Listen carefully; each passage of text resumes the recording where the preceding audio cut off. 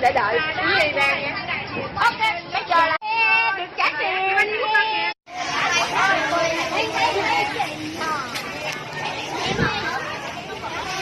Từ từ.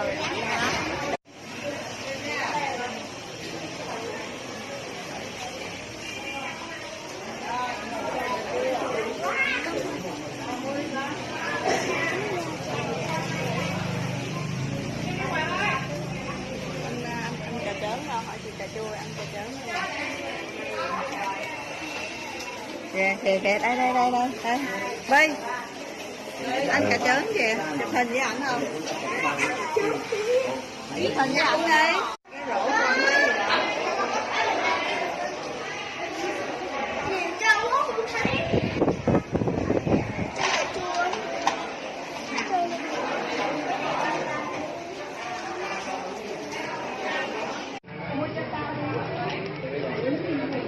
Có mua không? Và đây là những cái vật dụng mình đã mua được ở sự kiện ở khai trương shop. Chị cà chua, một bịch keo sữa ATM có giá là 35.000. Tiếp theo là 3 hũ slime. Đây, hũ này thì 50.000, còn hũ này thì 70, hũ này thì có giá là 90.000. Lát nữa mình sẽ review cho các bạn. Tiếp theo là một bịch Snow Wonder, 2 bịch cốm, cốm như thế này, một bịch cốm tim, và trẻ tặng mình một cái slime care sheet rất là đẹp luôn, và một bịch brush. Bây giờ mình sẽ review slime cho các bạn nhé. Đầu tiên mình sẽ review hũ màu hũ Cloud slime màu hồng, có một cái charm rất là dễ thương luôn, hình con cú mèo. Ở dưới thì có những cái cốm này, thì mình sẽ review nhé. Logo của chị ấy cũng rất dễ thương. Và đây có những cái cốm hình hoa này, hình như là hoa anh đào thì phải, màu xanh với màu trắng. Chơi cho các bạn hết. Wow, rất là tươi. Tuy nhiên thì nó khó lấy ra.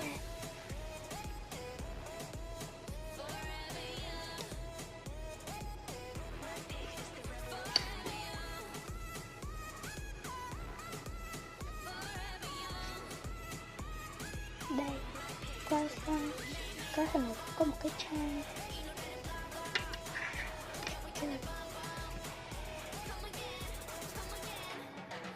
Như các bạn thấy đấy thì nó rất là tơi luôn.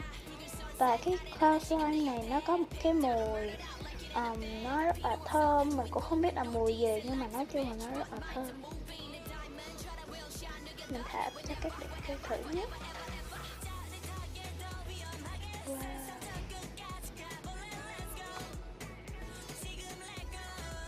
Rất là tươi luôn.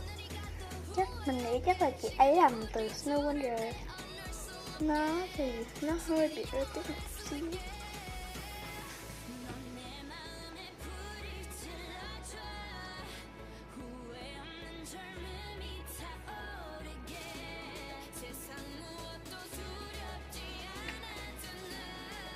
Cái này nói chung là cái texture này nó rất là dễ chơi, nó rơi cũng rất là đẹp nữa, nó siêu tơi luôn.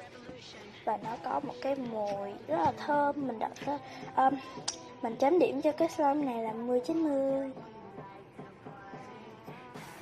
Cái slime tiếp theo là cái này mình cũng không biết tên, nhưng mà nó có một cái màu rất là đẹp và có những cái hạt sốt.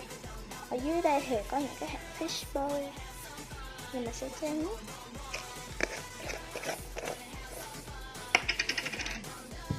nó rất là đẹp. Tại vì mình để nguyên cho nên là hạt sốt nó bị rơi ở đây. Mình nghĩ là nó sẽ rất là giòn. Cái này thì nó không được trong, bởi vì rất là cái kiểu của nó như thế này, nó rất là giòn luôn.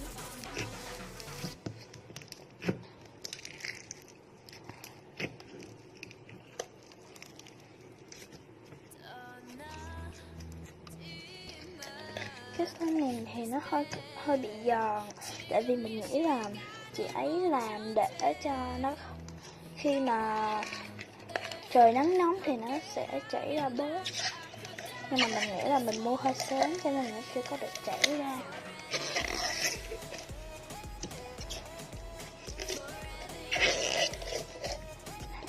Mình phải lấy những cái hạt fish này ra.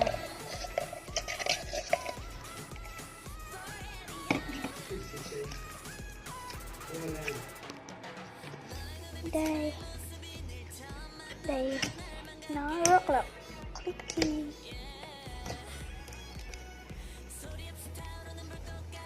nó có một cái màu rất là đẹp luôn các bạn. Này các bạn nhìn nè, nó rất là lấp lánh. Và cái slime này nó có một cái mùi này mình thấy rất là quen luôn á. Mùi này giống như là mùi kẹo xin gum vậy đó, nó rất là thơm. Mùi này thì mình thấy nó thơm hơn cái mùi của cái cloud slime hồi nãy. Nói chung là mình rất là thích cái slime này luôn á, cho nó rất là đã. Slime tiếp theo là một loại slime trong rất là đẹp luôn, nó cũng rất là trong nữa. Nó có một cái charm hình cà chua rất là dễ thương.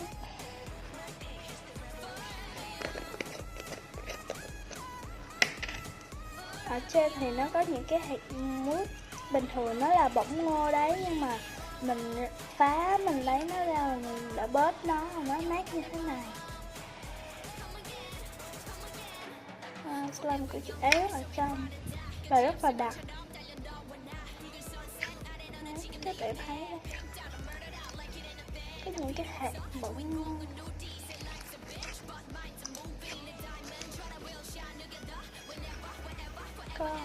Ở dưới đây thì nó có những cái hạt fishbone đủ màu, có những cái như là vỏ sò, một cái charm hình cà chua thì dễ thương.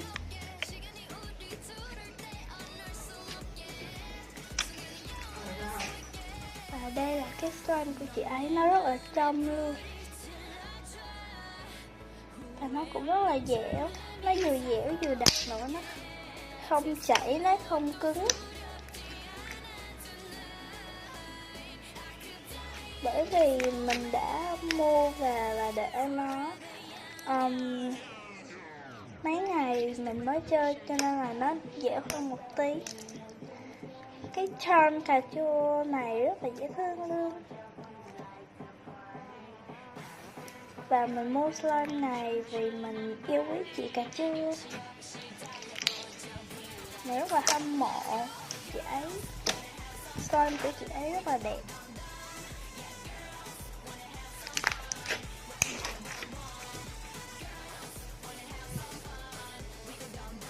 Chơi được một tí nó đã bị đục rồi.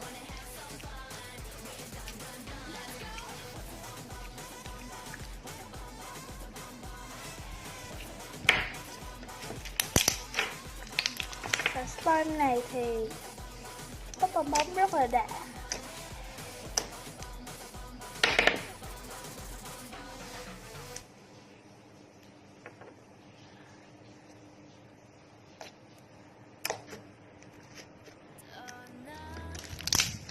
Video của mình đến đây cũng đã hết.